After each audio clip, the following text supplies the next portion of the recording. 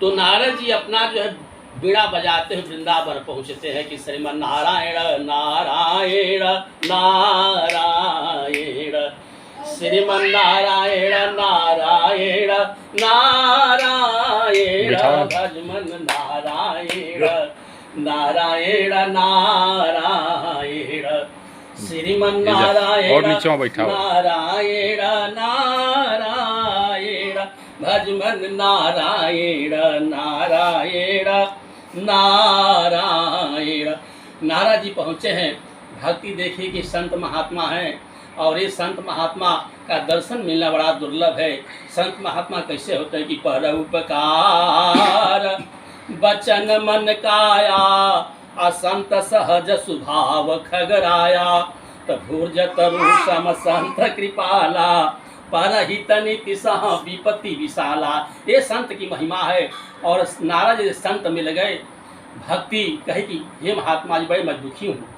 आप तो क्यों दुखी हैं? आप तो मेरे दोनों पुत्र ज्ञान वैराग सोए हैं जर्जर अवस्था में। नारद जी को दया हुआ। संत महात्मा गए, सभी ऋषि महनियों से पूछा भक्ति का दुख कैसे होगा। चले गए वहाँ हरिद्वार आनंद घाट पर। सूत जी सनकाद ऋषियों को कथा सुना रहे थे भागवत।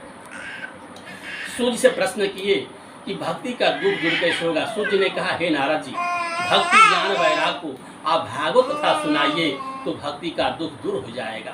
तो पुनः नारद जी आए वृंदावन और भक्ति को ले गए ज्ञान वैराग को हरिद्वार आनंद घाट पर। और नारद जी स्वयं वक्ता बने हैं और भक्ति ज्ञान वैराग को भागवत कथा सुनाने लगे। 88 ऋषि वहाँ एकत्र हैं, वहाँ बैठे हैं कथा सुनने के लिए। सभी ऋषि महर्षि आए हैं, बैठे सुने। 7 दिन भागवत कथा हुआ और 7वें दिन अंतिम कथा में बहुत बड़ा एक घटना घटा। तो क्या? तो भक्ति सुतौ तौ तरुणौ गृहीत्वा। भक्ति के वे दोनों लड़के जो ज्ञान वैराग है जर्जर अवस्था में हैं और भागवत कथा की प्रताप से जुआ अवस्था को प्राप्त हो गए। भक्ति सुतौ तौ तरुणौ गृहीत्वा, प्रेमैक रूपा सहसा विरासित, श्री कृष्ण गोविंद हरे मुरारे, नाथेति नामानि मुहुर्वदन्ति। ये भक्ति की दोनों लड़के ज्ञान वैराग जो है जुआ अवस्था को प्राप्त हो गए। देवता लोग बड़े आश्चर्यचकित हो गए।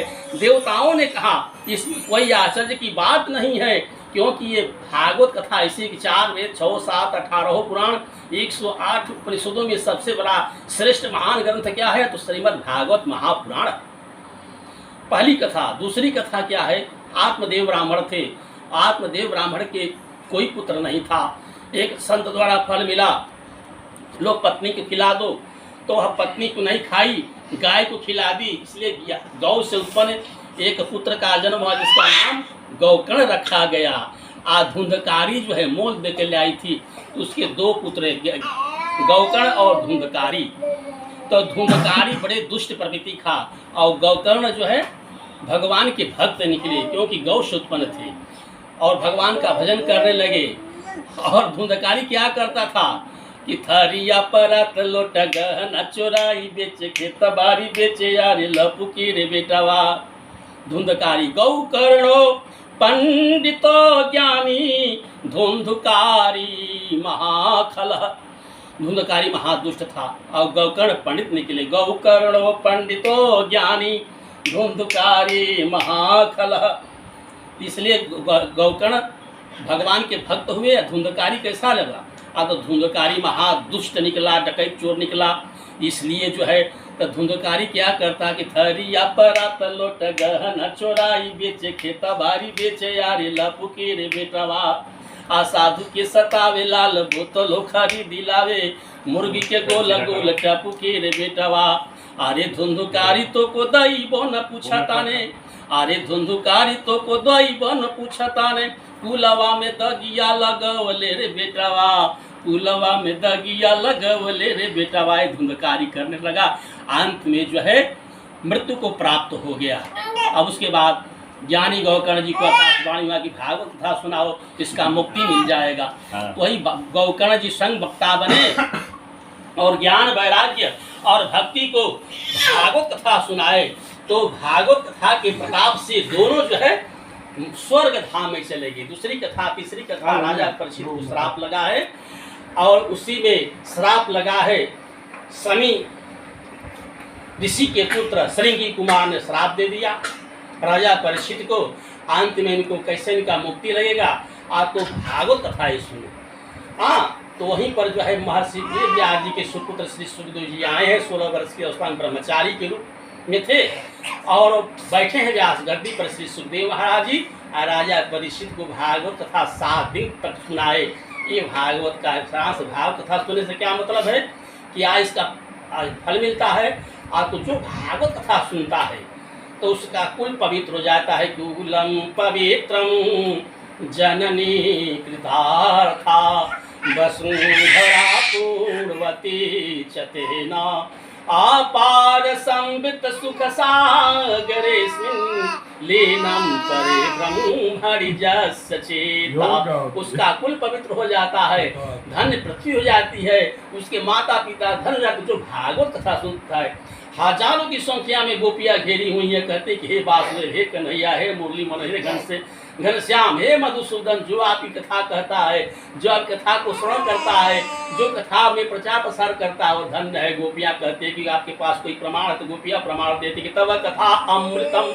आपकी भागवत कथा क्या है, अमृत के समान है। जैसे कोई जीव अमृत पी ले सदा के लिए अमर हो जाएगा, तो अमृत के समान ये भागवत है। एक बार श्रवण करने के बाद जीव सदा के लिए अमर हो जाता है। तब कथा अमृतम तप्त जीवनम कभी मिरीड़ितम कल्मषापहम श्रवण मंगलम श्रीमदाततम भूयि गिरंति ते पूरिदा जना। पृथ्वी मात्र में सर्वश्रेष्ठ है जो भागवत कथा कहता है, जो भागवत कथा श्रवण करता है, सुनता है, वो धन्य है, धन्य है।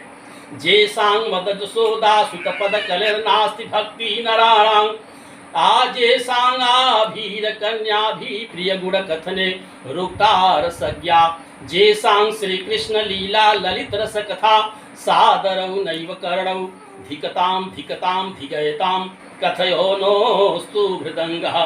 जो भागवत कथा नहीं सुनता है वह उसका जीवन धिक्कार है, धिक्कार। इसलिए बड़े भाग्य मानुष तन पावा, बड़े भाग्य मानुष तन पावा सुर दुर्लभ सदा ग्रंथ ही गावा सुर दुर्लभ सद ग्रंथ ही गावा। बड़े भाग्य से मनुष्य योनि जन्म लेता है।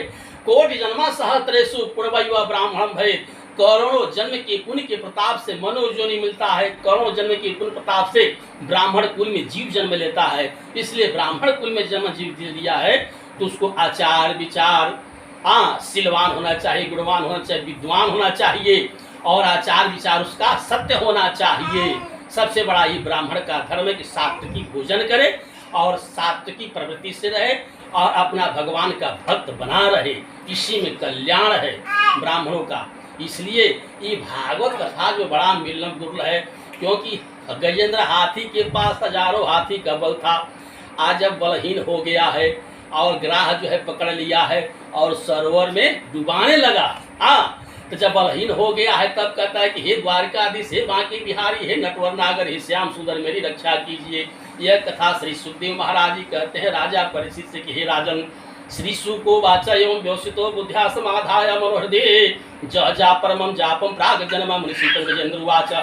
गजेंद्र प्रार्थना करता है। गजेंद्र उवाचा ओम नमो भगवते तस्मै यते तचिदात्मकं पुरुषायादि बीजाय परेशायादि धीमहि जस्मिनिदं जतः चेदं जेने दजैदस्वं जोस्मात् परस्मान् च परस्तं प्रपदे स्वाम्भुवं जहस्वात्मनिदं निजमायार्पितं कचिद्भातं कस्ततिरोहितं अविद्रिक साक्षुभयं तदीक्षिते स्वयातमूलो वैतु मां परात्मनः कालेन पंचमी तस्कितस्नो लोकेषु पालेषु च सर्वहेतेषु तमस्तदासीद गहनं गभीरं यस्तत् पारे विराजते विभु नर्जस्य देवारिषः पदं विदुर्जन्तुर्गन्ति विरेतुं यथा नटस्या पदं सुमंगलम विमुक्त संगामुन साधव चरंत लोक व्रत मंत्रण भूतात भूतासुहृद श्रमे गति न विद्यते स जन्म कर्मवान नाम रूपे गुण दोषया तथापि लोकापि संभवाय जस्व माया तानुकाल मृच्छति तस्मै नमः परेशाय ब्राह्मणे नक्त सत्य रूपाय रूपाय नमः याश्चर्य कर्मणे नमः या प्रदीपाय साक्षिणे परमात्मने नमो गिरां विदुराय मनः चेतसामपि सत्वे न प्रतिलंबाय निष्कर्मे विपश्चिता नमः कैवलनाथाय निर्वाण गुण समिते नमो नमस्ते खिल कारणाय निष्कारणाय तुत कारणाय सर्वांग मामराय महारणाय अनुवर्गाय पुराणाय गूढ़ारिछीनम सिद्धुसुपाय। इतना जब गजेंद्र आत होकर के भगवान का प्रार्थना करने लगा तो द्वारकापुरी डगमगाने लगा। रुक्मिणी माता ने कही प्रभु क्यों नहीं जाते भक्त की रक्षा करने के लिए। भगवान कहते हैं इसलिए मैं रक्षा नहीं करता कि उसके पास अहंकार था कि मेरे पास 1000 हाथी का बल है।